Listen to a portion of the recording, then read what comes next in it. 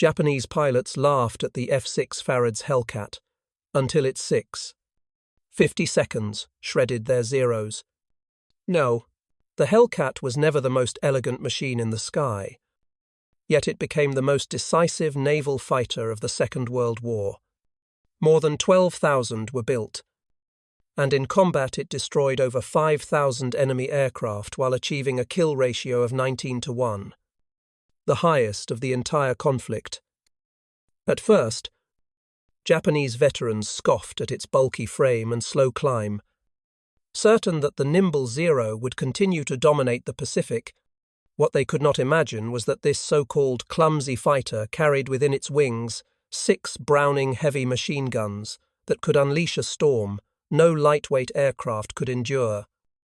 In the autumn of 1943, as the war in the Pacific reached its turning point, the Hellcat rose from American carriers to meet Japan's most experienced aviators. The clash did more than decide dogfights. It revealed the scale of American industry and the new confidence of a nation that could outbuild, outtrain, and outlast its enemies. This is the story of how laughter in the cockpit turned to silence, and how one fighter symbolized a wider transformation in the struggle for air supremacy. They thought it was comedy, not combat. In September of 1943, high above Rabaul, Japanese naval aviators peered from their cockpits at the strange outlines of a new American machine. Compared to the slender Mitsubishi Zero, this intruder looked bloated, with a bulky fuselage and heavy wings. It was the Grumman F6F Hellcat, making its combat debut in the very skies where Japanese dominance had once seemed unbreakable. Veteran pilots, hardened by years of victory since Pearl Harbor, traded remarks that mixed amusement with contempt. To them, this ungainly shape did not resemble an adversary but a mistake delivered by American industry. They laughed as men laugh when certainty blinds them to danger. The psychology of that laughter is crucial. For nearly 2 years, the Zero had embodied Japan's vision of the perfect fighter light, agile, able to climb and turn at will. In those opening campaigns, from the Philippines to Singapore, it seemed untouchable. Such dominance created a culture of overconfidence, reinforced by propaganda that depicted American pilots as clumsy and poorly trained. By the autumn of 1943, however, the strategic tide was already shifting. The United States had mobilized its vast industrial base, and the Hellcat was the first major expression of that mobilization. A fighter not designed for elegance but for survival and destruction. From the American perspective, the Hellcat carried a very different philosophy. It was heavier, yes, but beneath its skin lay armor plating, self-sealing fuel tanks, and the massive Pratt & Whitney double Wasp engine capable of sustaining power at high altitude. Its designers had chosen to sacrifice nimbleness in exchange for resilience and overwhelming firepower. 6 Browning, 50 caliber machine guns lined the wings, together capable of projecting more lead in a few seconds than the light Zero could withstand in an entire engagement. It was, in essence, a flying statement of American material logic. Better to build a fighter that could absorb punishment and outlast the enemy than to gamble on graceful maneuver. On that first encounter above Rabaul, the Japanese pilots dove in with practiced aggression, confident in the old formula of the quick turn and the sudden climb.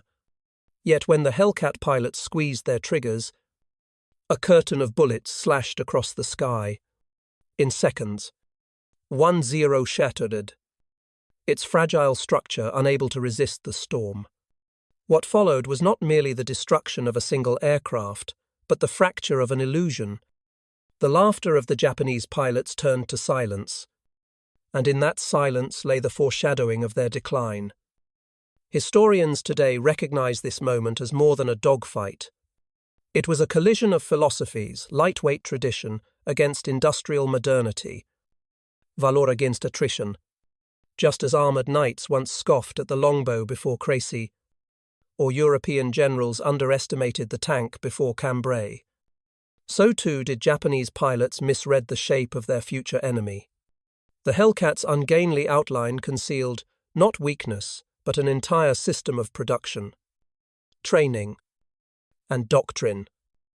As dusk fell over the Pacific that day, the wreckage of Zeros sinking into the sea marked the beginning of a transformation.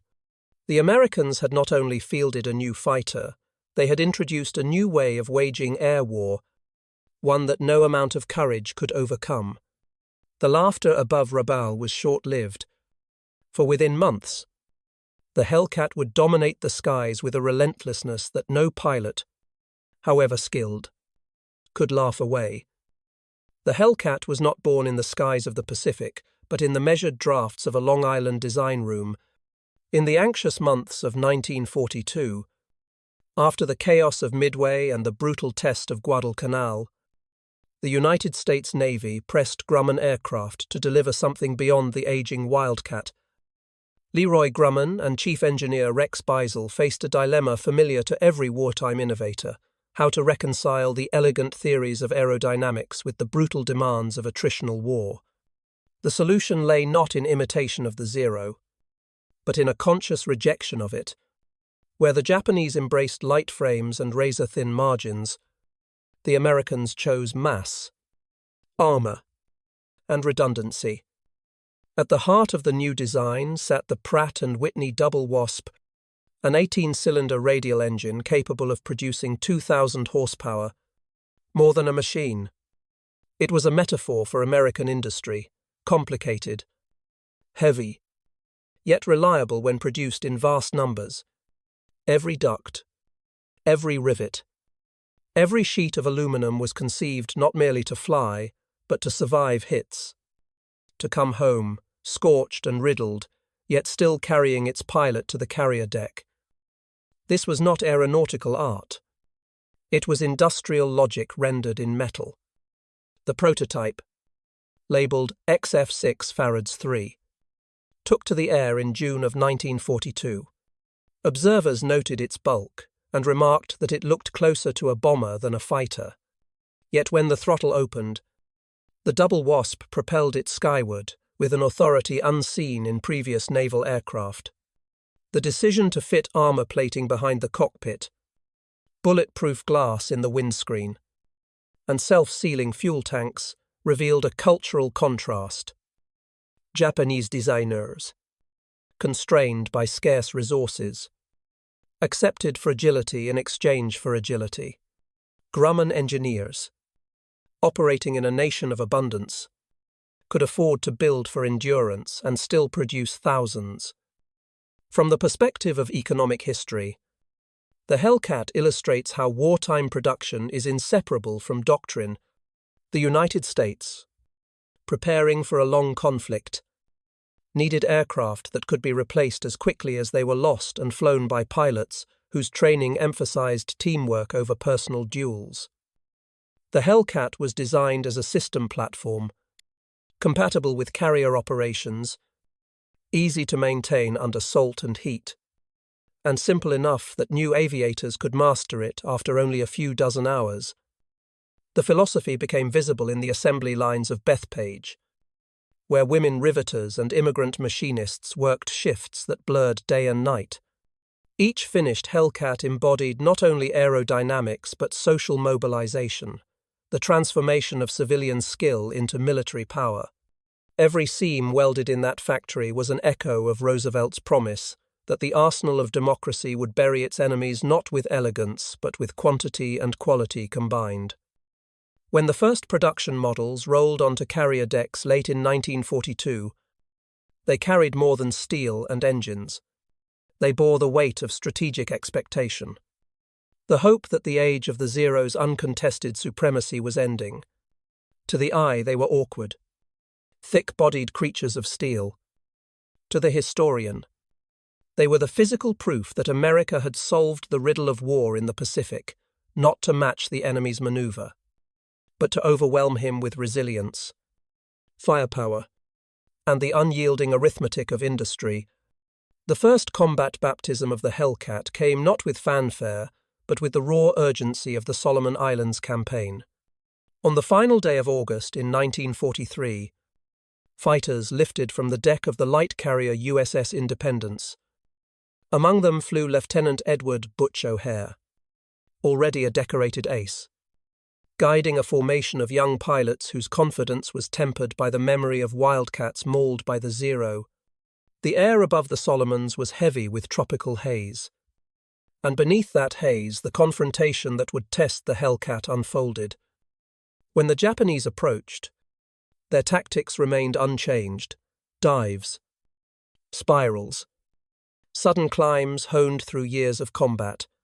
The Zero still carried the aura of invincibility, the memory of Pearl Harbor and Singapore woven into its reputation. Yet in that late summer sky the equation was shifting. The Hellcat, heavier by design, carried armor plate that shrugged off hits which would have shredded a Wildcat. Its Pratt and Whitney double Wasp engine drove it with raw momentum, and its 6 Browning, 50 caliber machine guns, concentrated streams of fire that turned a duel into an execution. In the clash that followed, one Zero fell apart under the first bursts, wings severed from fuselage as flames licked across its fragile frame. The Hellcat had scored its initial kill, a symbolic break in the myth of Japanese air superiority. For the Americans, this was more than a tactical victory. It was proof that their new machine could stand in the same sky as the Zero and not only endure but prevail. Psychologically, the effect was profound. For Japanese pilots, witnessing a comrade incinerated by the firepower of what they had mocked only days before was disorienting. For American crews, accustomed to being the underdog, the kill provided a release of tension that had haunted every sortie since 1941. In the carrier-ready rooms, young aviators felt a shift from anxious survival to the possibility of dominance. From the vantage of historical analysis, the Solomons baptism illustrates the moment when technology and doctrine intersected. American pilots no longer needed to gamble on outturning the Zero. They could rely on armor to absorb tech, on horsepower to escape, and on overwhelming gunnery to decide. It was not elegance but resilience that defined the new paradigm. By dusk that day, as the Hellcats returned to their carrier decks streaked with salt spray and cordite smoke, the Pacific War had entered a new chapter. The Zero was still lethal, still flown by veterans, but its aura was cracked. The Americans had proven that their answer to Japan's legend was not only viable but deadly. The baptism in the Solomons was short, brutal, and decisive, and it marked the beginning of the end for Japan's once untouchable fighter. Before the Hellcat ever rose from carrier decks, the Mitsubishi A6-Zero had carved its legend across the Pacific. From the winter of 1941 through the summer of 1942, it dominated skies from Pearl Harbor to the Philippines. From Singapore to the Indian Ocean, pilots like Hiroyoshi Nishizawa, celebrated as virtuosos of aerial maneuver, embodied Japan's vision of a warrior fused with machine. The Zero's long range, feather-light frame, and acrobatic agility gave it an aura of inevitability. For 2 years, Allied flyers regarded it with dread, as medieval soldiers once feared armored knights charging across a field. Yet legends often conceal fragility. The Zero's brilliance came at a terrible cost. No armor plate shielded its pilot. No self-sealing fuel tanks protected its wings. And its structure, designed for weightlessness, could not endure sustained punishment. This design philosophy reflected Japan's strategic environment. The empire, rich in doctrine, but poor in industrial resources, built fighters optimized for the first strike, not the long war. Against early opponents' obsolete Buffalos or underpowered Wildcats, the formula worked, but as months passed, The attritional logic of the Pacific conflict exposed the paradox. Every destroyed Zero cost Japan an irreplaceable veteran, while every lost Wildcat or Hellcat could be replaced by the thousands. The psychology of superiority compounded the problem. Japanese flyers entered combat with the memory of swift victories, convinced that their agility was eternal. In reality, Allied pilots were studying, adapting, learning the weaknesses. Just as the armoured knight's supremacy crumbled at Crécy before the longbow, the Zero's dominance began to falter once the Allies discovered tactics like the thack weave and machines like the Hellcat. Superiority had bred complacency, and complacency proved fatal. Strategically, the Zero's limitations spoke to a wider truth about industrial warfare. An aircraft designed for brilliance in single combat was ill-suited for a campaign that demanded sustainability. The Hellcat, with its heavier armour and redundant systems, embodied the opposite approach. Where Japan gambled on grace, America invested in durability.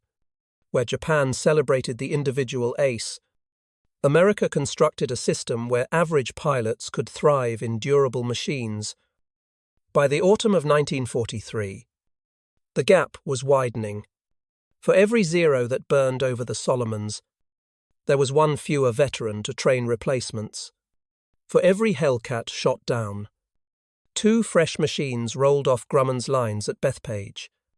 The imbalance was not only technical but cultural. Japan clung to a model of individual mastery, while America harnessed collective industrial power. Looking back, the Zero remains a symbol of early war brilliance and of the dangers of over-reliance on past success. Its legacy is inseparable from its limitations.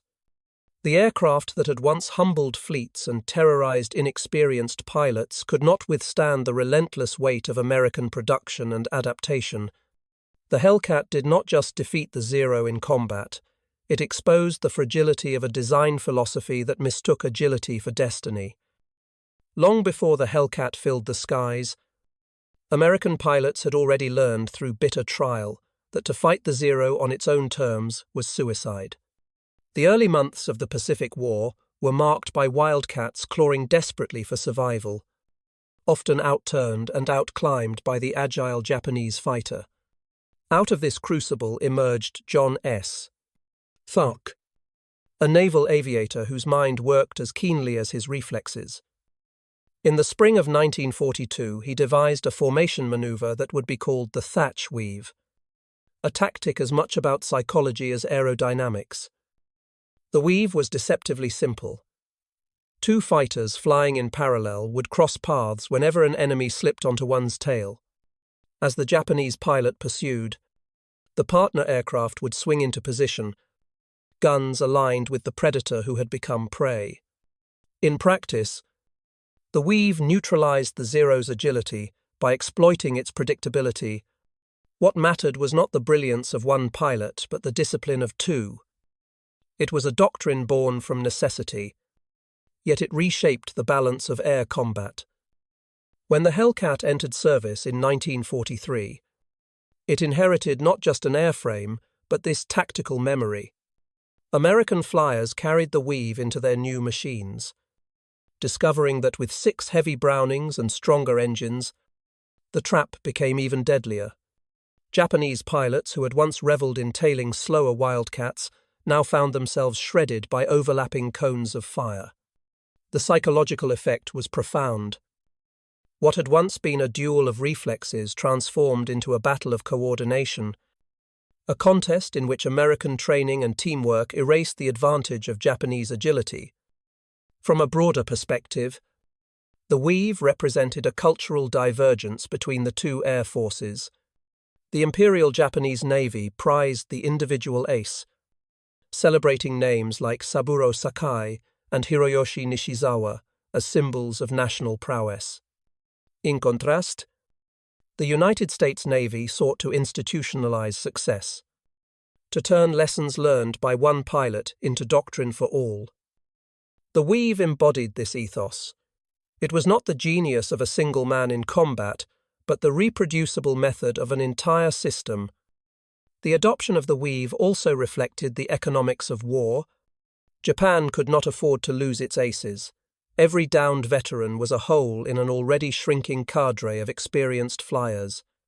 America, however, trained thousands of pilots each year, ensuring that tactics like the weave could be drilled into fresh recruits. In this way, doctrine became force multiplier, amplifying industrial abundance with tactical innovation. By the time Hellcats flew over the Solomons and into the Central Pacific, the weave was second nature. It was no longer merely a defensive trick, but part of an offensive rhythm. Squadrons used it to draw zeros into kill zones, where overlapping firepower ended engagements in seconds. Survivors recalled the eerie precision, the way an enemy that had confidently latched onto a tail suddenly disintegrated under converging streams of tracers.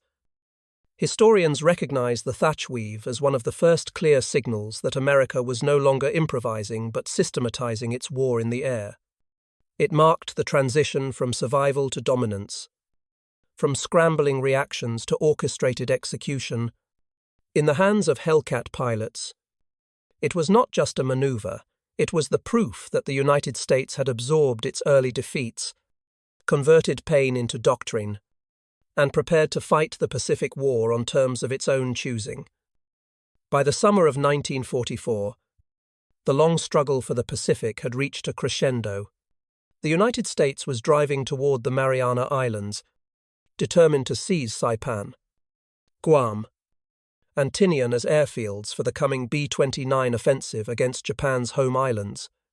The Japanese responded with what remained of their carrier air arm, unleashing hundreds of Zeros and dive bombers in an attempt to break the American advance. On the morning of June 19th, over the Philippine Sea, the Hellcat met its truest test. The battle that followed would be remembered by American pilots with grim humor as the Great Marianas Turkey Shoot. In truth, it was no sport but a slaughter born of asymmetry. The Japanese launched more than 300 aircraft.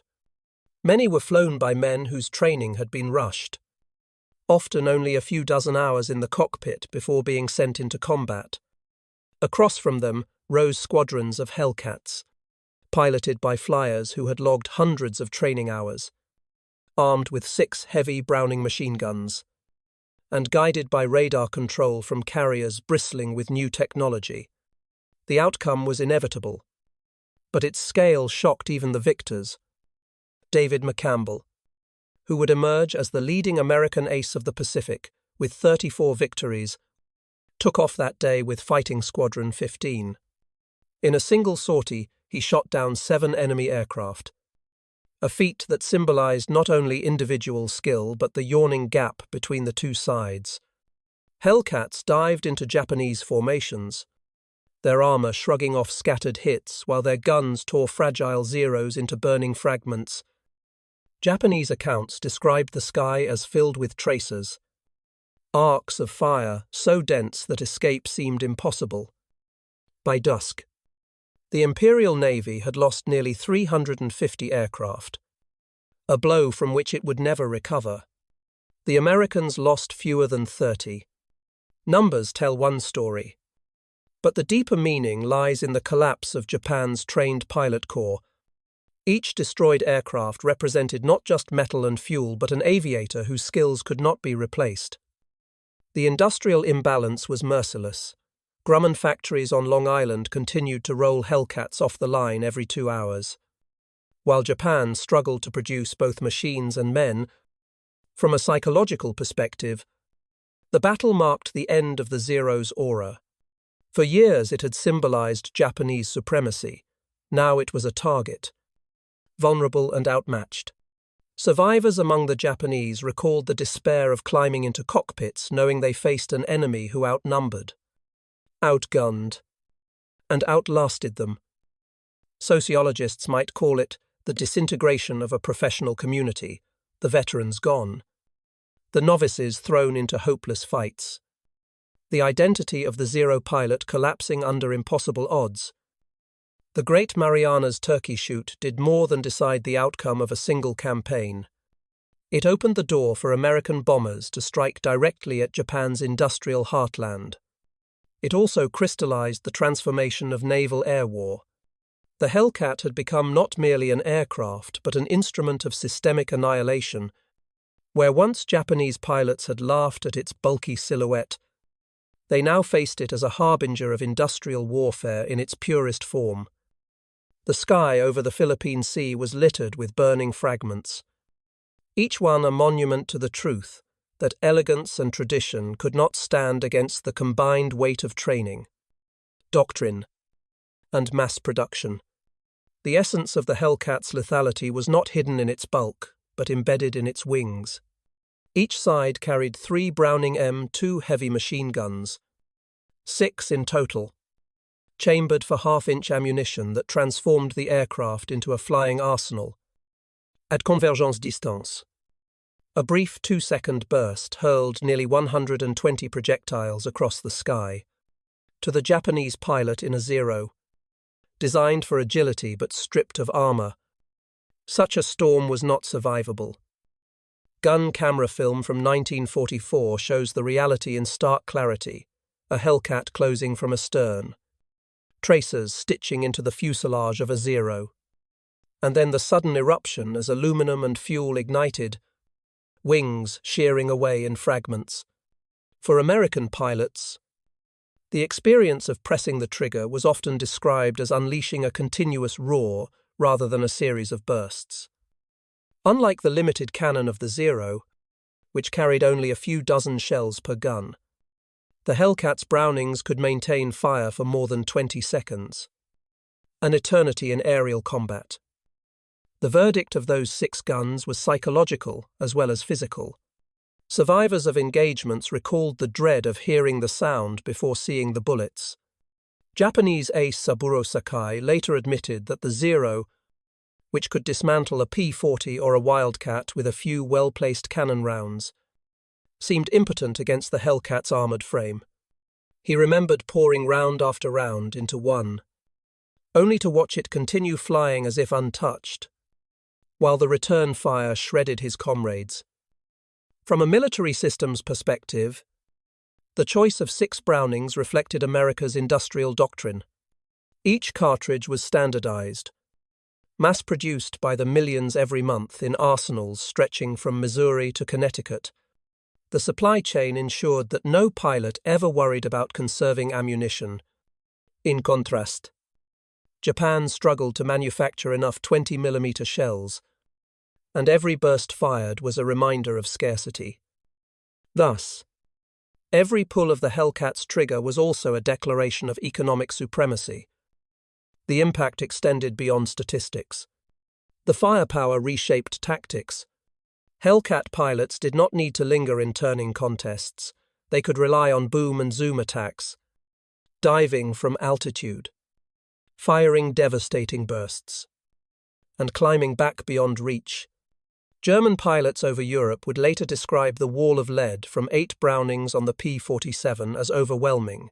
In the Pacific, 6 were more than enough to end the reign of the Zero. In retrospect, the 6 Brownings symbolized more than destruction. They embodied the transformation of aerial warfare from duels of skill to contests of system design. The Japanese believed agility and courage could sustain their dominance. The Americans proved that sustained, concentrated firepower, backed by an endless industrial base, would always prevail. Each burst from those guns delivered not only death to an opponent, but also a verdict on 2 competing philosophies of war. The Hellcat was more than a fighter. It was the physical manifestation of American industry at full stride. On Long Island, in the sprawling Grumman plant at Bethpage, the production lines ran without pause. By 1944, a completed Hellcat rolled off the line every 2 hours. In total, more than 12,000 were built, a number so vast that it dwarfed the entire output of Japan's aircraft industry. Inside those factories, the faces were not only those of seasoned engineers, but of women who had left offices, schools, and farms to rivet fuselages and assemble engines. Immigrants who had arrived only a decade earlier now worked side by side with veterans of the Depression, each contributing to a machine that would carry young men across the Pacific. This fusion of labor and technology was not incidental. It was the deliberate mobilization of a society that had decided to fight a total war. Economically, the Hellcat represents the triumph of scale. Each machine contained the massive Pratt & Whitney double Wasp engine, a device of 18 cylinders and thousands of parts, all produced with tolerances of thousandths of an inch. The ability to standardize such complexity, replicate it by the tens of thousands, and maintain it across the vast distances of the Pacific speaks to a level of industrial integration that no Axis power could match. The contrast with Japan was stark. While America produced Hellcats in the thousands, Japan built Zeros in the hundreds, struggling to secure aluminum, rubber, and fuel. Where American squadrons rotated damaged fighters for factory-fresh replacements within weeks, Japanese units often patched and repatched aging machines, flying them until they disintegrated. In strategic terms, the Hellcat was not just a fighter plane. It was proof that America's productive capacity could convert abundance into air supremacy. Social historians often note how the arsenal of democracy reshaped American identity. The workers of Bethpage and beyond understood that every rivet carried meaning. Every shift was connected to sons and brothers at sea. For the pilots who strapped into the cockpits, the knowledge that replacements and spare parts flowed endlessly from the homeland gave a psychological advantage no enemy could replicate. To fight with a Hellcat was to know that behind you stood not only a squadron, not only a fleet, but an entire nation's economy. By the final months of 1944, Hellcats were everywhere, stacked on carrier decks from the Marianas to the Philippines, lined up on airfields in Guam and Saipan, waiting to escort bombers or dive against ground targets. Their ubiquity was itself a weapon. The Japanese could not escape them, could not hope to exhaust them, could not imagine replacing losses at the rate America did.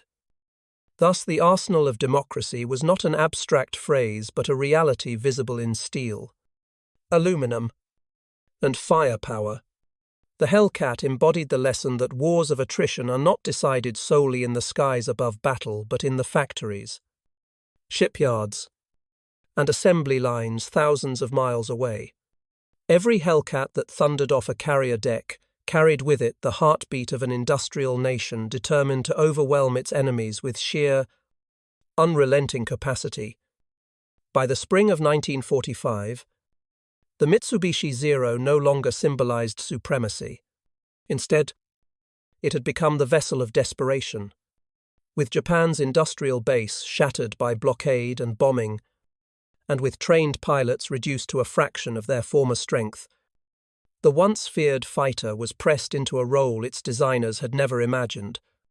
The Zero, light and graceful in its youth, was now fitted with crude explosives and flown by barely trained aviators on one-way missions.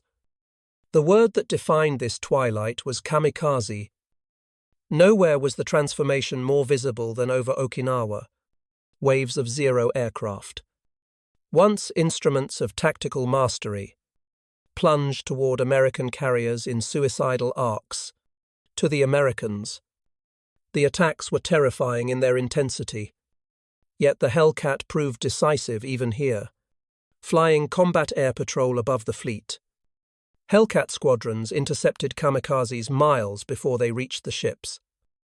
The 6 Browning heavy machine guns, already notorious in air-to-air duels, tore apart the fragile attackers before their final dives could succeed. Pilots described the scenes as harrowing, burning fragments of Zeros tumbling into the sea, some still laden with bombs that exploded in great columns of spray. For the Japanese pilots themselves, many scarcely out of adolescence, the missions were not acts of strategic calculation, but of ritualized sacrifice. In cultural terms, it was the inversion of the samurai ideal courage stripped of purpose. Valor bent into nihilism. What once had been a contest of skill between aces devolved into a grim procession of death flights. Survivors among American crews remembered watching formation after formation approach, knowing the attackers sought not victory but annihilation. From a military perspective, kamikaze tactics revealed both the resilience and futility of Japan's war effort. A handful of strikes inflicted terrible damage, but the losses were unsustainable. Each Zero destroyed in a suicide dive was another nail in the coffin of an already exhausted air force. Against the endless stream of Hellcats rolling from American factories, such sacrifices could never alter the outcome. It was not a clash of equals, but the spectacle of a nation exhausting its last reserves of willpower against an adversary with boundless means. Historians now see Okinawa as a symbolic endpoint. The kamikaze raids underscored the collapse of Japan's capacity for conventional war. The Zero, once the jewel of Japanese aviation, was reduced to a weapon of despair, its elegance erased beneath layers of explosives and inevitability. The Hellcat, by contrast, emerged from the battle as the unchallenged guardian of the fleet, intercepting attackers with relentless efficiency.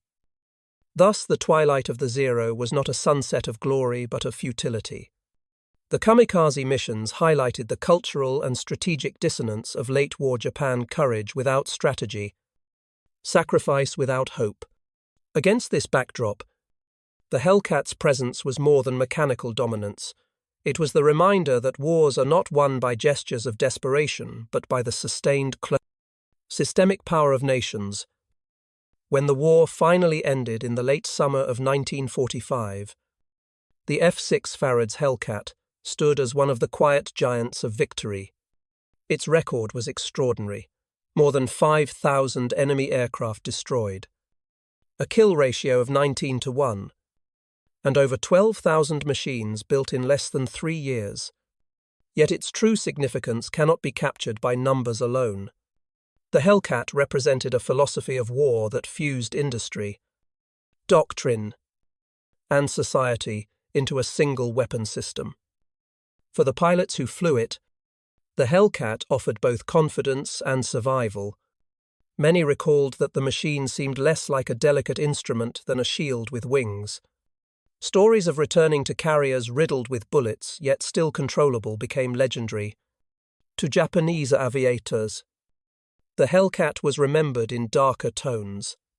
Ace Saburo Sakai later described it as a monster, one that absorbed cannon fire without faltering and returned torrents of heavy rounds that no Zero could endure.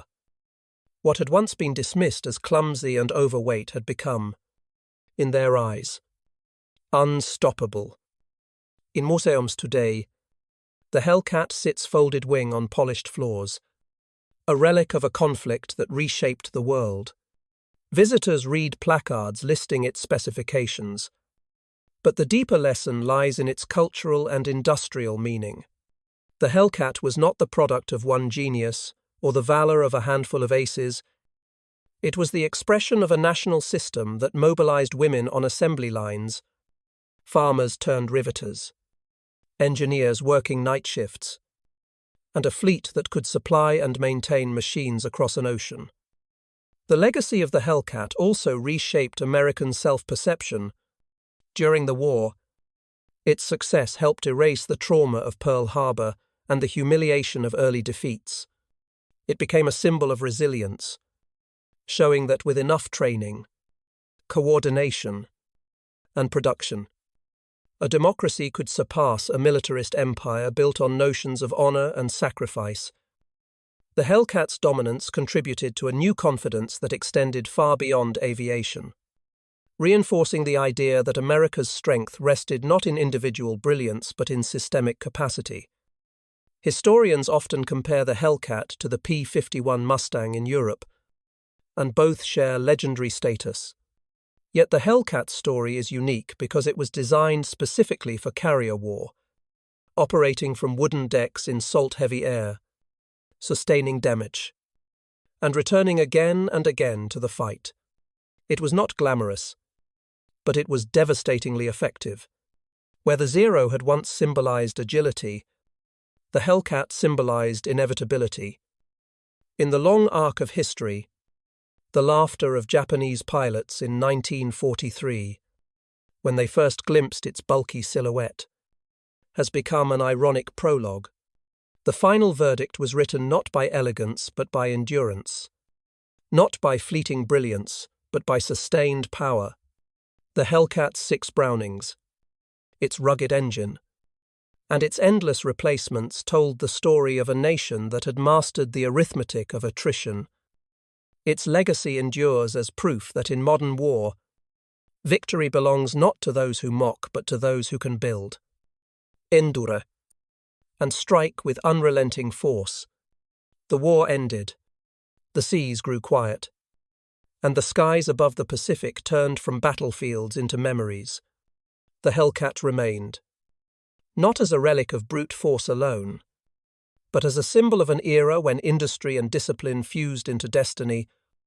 Where once Japanese pilots had laughed at its silhouette, history recorded only silence, broken by the roar of 6 Brownings and the thunder of an engine that refused to die. The Zero had embodied grace, but grace withered before the storm of attrition.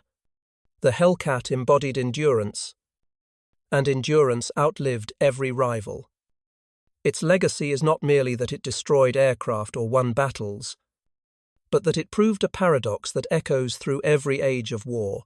Sometimes the ungainly shape, forged by factories and flown by ordinary men, becomes the very instrument that decides the fate of nations.